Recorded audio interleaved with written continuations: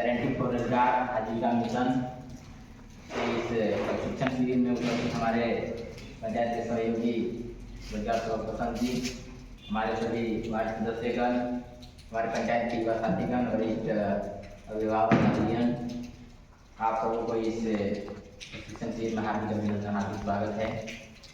जैसा कि हमारे रोजगार सेवक के माध्यम से आप सबको बताया गया कि मनरेगा का नाम बदलकर विकसित भारत गारंटी फॉर रोजगार आजीविका मिशन कर दिया गया है और जिसके तहत मुख्य जो बदलाव है उसके बारे में भी चर्चा किया गया। जो यह है कि पहले 100 दिन की रोजगार मिलती थी, अब 125 दिन की मिलेगी।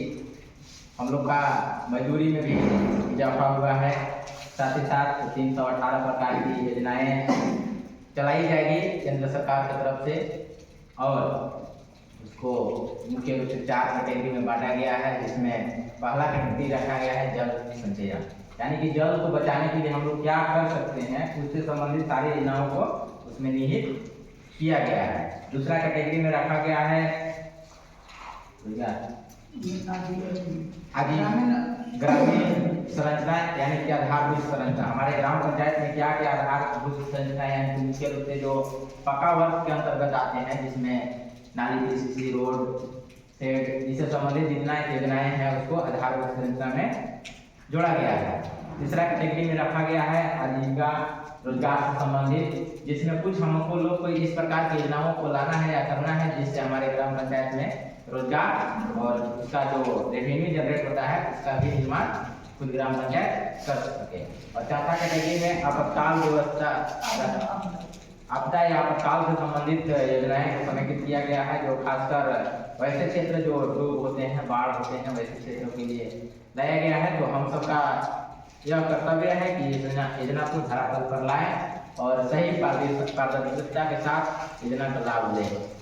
और फिलहाल के लिए अभी योजनाएं तो बहुत सारी उसमें चर्चा हम लोग किए। अभी फिलहाल का ये है कि ये इस बात को स्पष्ट मन में बैठा लेना है कि जितने भी काम होंगे उसमें मजदूर की आवश्यकता अनिवार्य है। मजदूर रहेगा तभी वो काम हो पाएगा। साथ ही साथ इसकी भी आवश्यकता है कि अभी आप देख सकते हैं अपने टोले मोहल्ले गाँव स्तर पर जो भी वैसे मुख्य योजनाएं हैं, जैसे अभी तत्काल में हम लोग को बोला गया है या पीसीसी, फाइबर ब्लॉक, ये सब योजनाएं कर सकते हैं। तो जिनको भी इस तरह की योजना की आवश्यकता है आप लोग हम सब के बीच में बात कर सकते हैं, कर सकते हैं। और आप सब यहाँ उपस्थित हुए, इसके लिए आपको ग्राम पंचायत परिहारा की तरफ से आभार व्यक्त करते हैं कि आप अपना कीमती समय निकालकर इस प्रशिक्षण शिविर में।